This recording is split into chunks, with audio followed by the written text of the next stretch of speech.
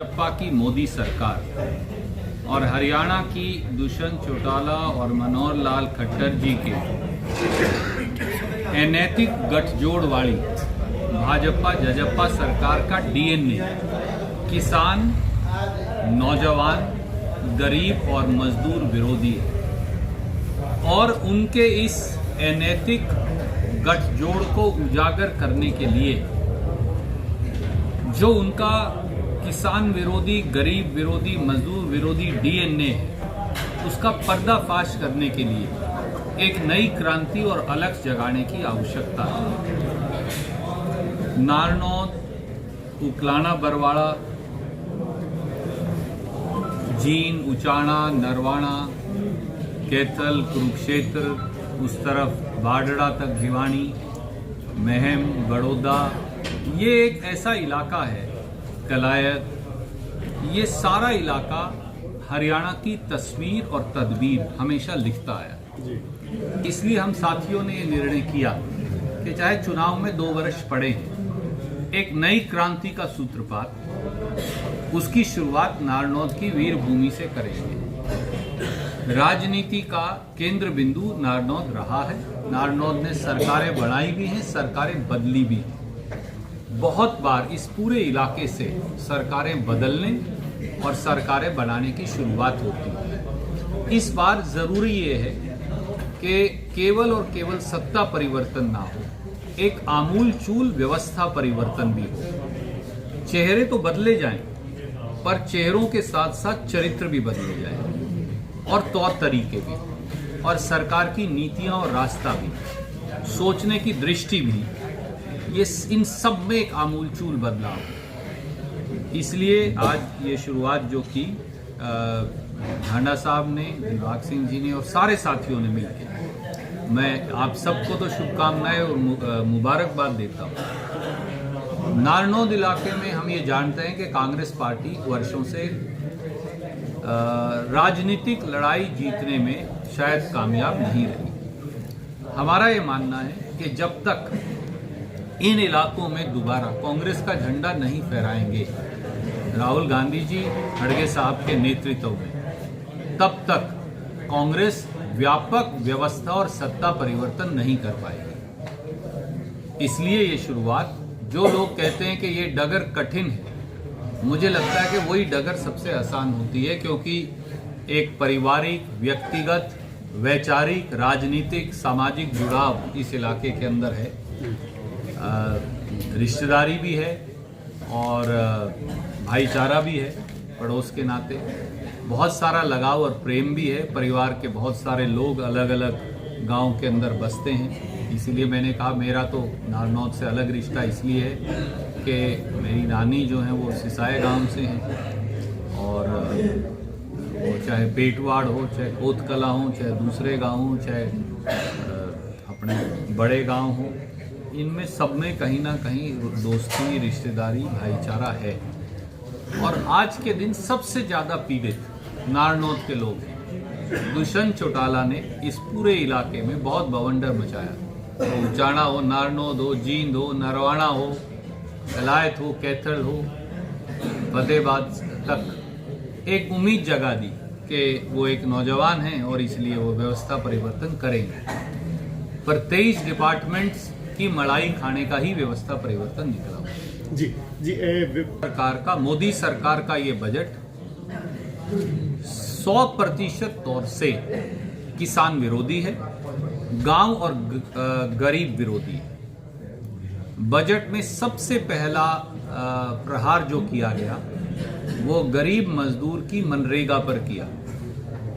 3 साल पहले मनरेगा का बजट 1,10,000 करोड़ था, पिछले साल 90,000 करोड़ था, इस साल 60,000 करोड़ रह गया। यानी 30,000 करोड़ तो मनरेगा के बजट का पिछले साल और इस साल में कम कर दिया। और अगर आप 3 साल पहले से लगाओ तो 60,000 करोड़ कम कर दिया।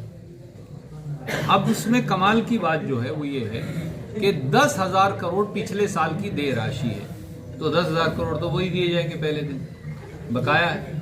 तो 50,000 करोड़ असली में बजट है।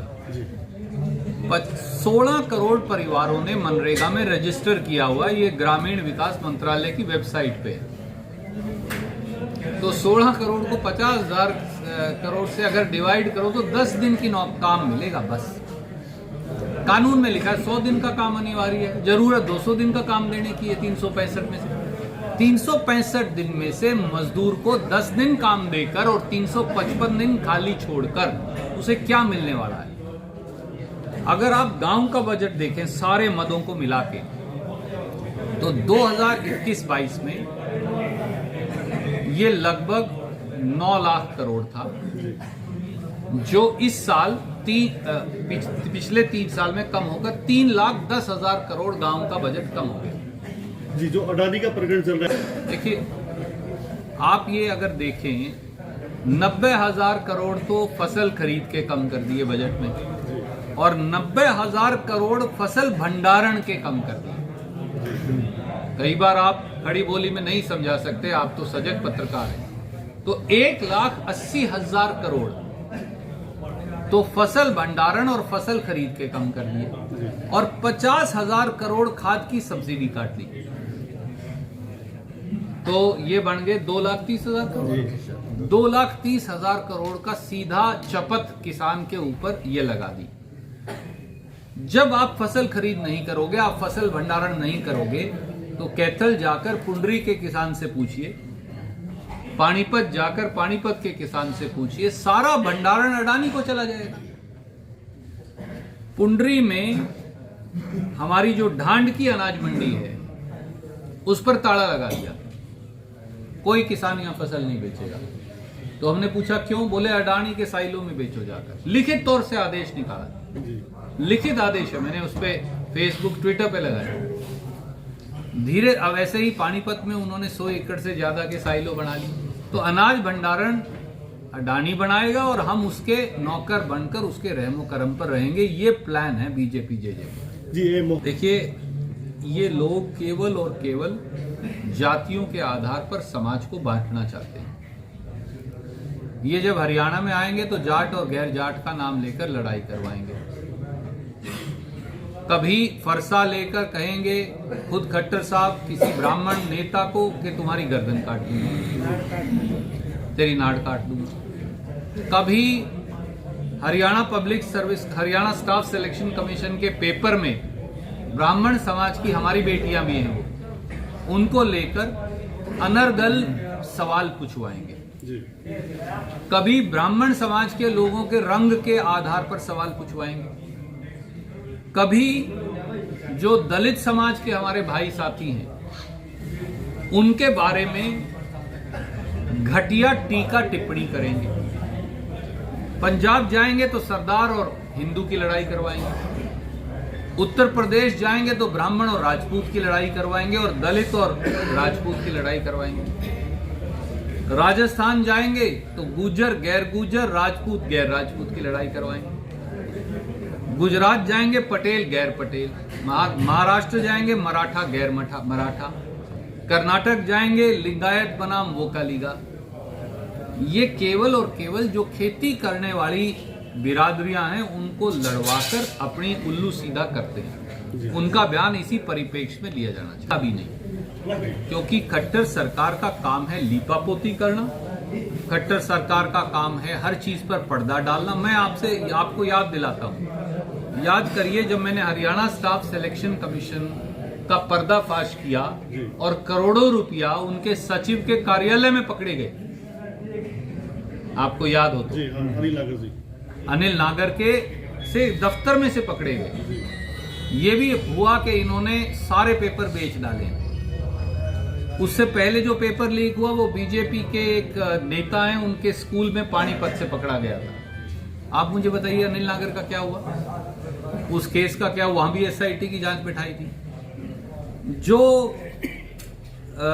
डेरा सच्चा सौदा का पूरा मामला हुआ था जिसमें इन्होंने सैकड़ों लोग मारे पुलिस की गोलियों से पंचकुला में, उस पर भी एसआईटी बिठाई थी। उस एसआईटी का क्या हुआ? याद करिए जब कोविड का समय था और शराब की तस्करी पकड़ी गई तो उस पर भी एक एसआईटी बिठाई थी, उस एसआईटी का क्या हुआ? याद करिए जब इन्होंने जातीय झगड़े करवाए थे तो उसकी जांच के लिए भी एक एसआईटी बिठाई थी, उस एसआईटी का क्या हुआ? ये खट्टर साहब का तकिया कला में एसआईटी बिठाकर मामले पर पर्दा डालते, उसके बाद उसकी कभी रिपोर्ट ही नहीं आती। या ग्रामीण अंचल का केंद्र बिंदु, अगर मैं ये कहूं जैसे अपने खड़ी बोली में कहते हैं कि नाभि, राजनीतिक बदलाव की नाभि नारनौत का, जींद का, कैथल कलायत का, उकलाना बरवाड़ा का ये क्षेत्र रहा है। यहां से राजनीतिक बदलाव होता है और इसलिए होता है कि लोग जागृत हैं, लोग अपने अधिकारों को लेकर सजग हैं, लोग सरकारें बनाते हैं तो उन्हें बदलते भी हैं। ये बड़ा सीधा